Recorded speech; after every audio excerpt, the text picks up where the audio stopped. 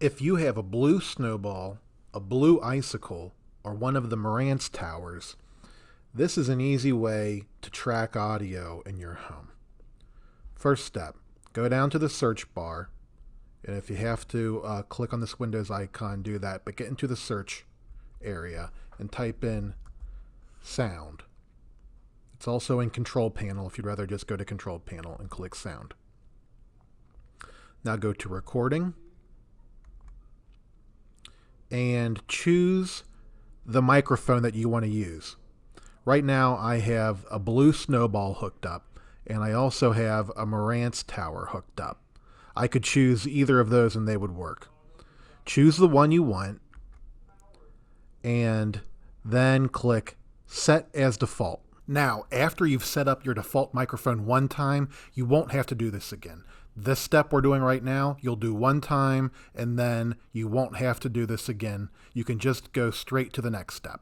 Now, go back down here to the search bar, type in voice recorder. You'll get a very simple recording interface. Go over here to the blue microphone. Now we're recording. Check 1, 2, 3. This is a test of the blue snowball USB microphone into the Windows voice recorder application.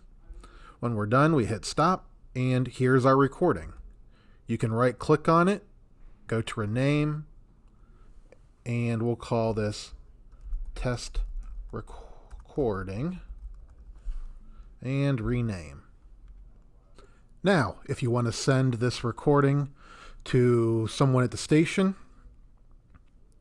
right click on it, open file location.